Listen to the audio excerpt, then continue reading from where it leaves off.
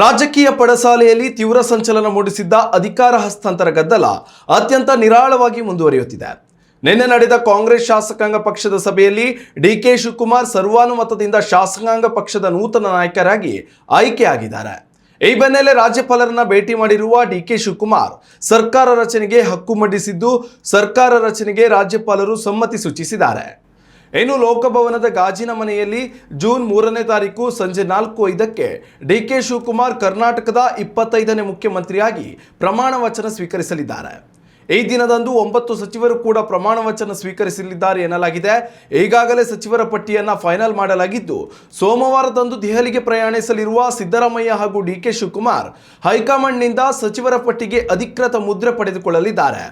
ನೂತನ ಸಚಿವರ ಪಟ್ಟಿಯಲ್ಲಿ ಸಿದ್ದು ಬಣ ಹಾಗೂ ಡಿಕೆಶಿ ಬಣದ ನಾಯಕರಿಗೆ ಸಮಾನ ಆದ್ಯತೆ ನೀಡಲಾಗಿದೆ ಎನ್ನಲಾಗಿದೆ. ಎಲ್ಲಿಯೂ ಸಂಪುಟದ ನೂತನ ನಾಯಕರ ಹೆಸರನ್ನು ಬಹಿರಂಗಪಡಿಸದ ಡಿಕೆ ಶಿವಕುಮಾರ್ ಬಳಿ ತೆರಳುತ್ತಿರುವ ಸಚಿವಾಕಾಂಕ್ಷಿಗಳು ಮಂತ್ರಿ ಸ್ಥಾನಕ್ಕಾಗಿ ತಮ್ಮ ಲಾಬಿ ಮುಂದುವರಿಸಿದ್ದಾರೆ. ಇನ್ನು ಇದು ಮಾತ್ರವಲ್ಲದೆ ಡಿಕೆ ಶಿವಕುಮಾರ್ ರಾಜ್ಯದ ಮುಖ್ಯಮಂತ್ರಿಗಳಾಗುತ್ತಿದ್ದಂತೆ ಕೆಪಿಸಿಸಿ ಅಧ್ಯಕ್ಷ ಹುದ್ದೆ ರಾಜೀನಾಮೆ ನೀಡಲಿದ್ದು, ಈ ಹುದ್ದೆಗಾಗಿಯೂ ಪೈಪೋಟಿ ಆರಂಭವಾಗಿದೆ ಎನ್ನಲಾಗಿದೆ. ಈ ಹುದ್ದೆಯಲ್ಲಿ ಸತೀಶ್ ಜಾರಕಿಹೊಳಿ, ಡಾಕ್ಟರ್ ಜಿ ಪರಮೇಶ್ವರ್ ಹಾಗೂ ಬಿಕೆ ಹರಿಪ್ರಸಾದ್ ಅವರ ಹೆಸರು ಮುಂಚೂಣಿಯಲ್ಲಿ ಕೇಳಿ ಬಂದಿದ್ದು, ಹೈಕಮಾಂಡ್ ಯಾರಿಗೆ ಮಣೆ ಹಾಕಲಿದೆ ಅನ್ನೋದನ್ನ ಕಾದು ನೋಡಬೇಕಿದೆ.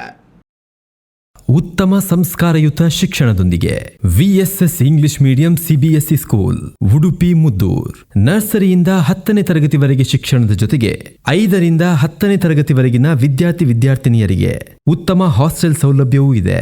ನಿಮ್ಮ ಮಕ್ಕಳ ಪ್ರವೇಶಾತಿಗಾಗಿ ಈ ಸಂಖ್ಯೆಗೆ ಕರೆ ಮಾಡಿ.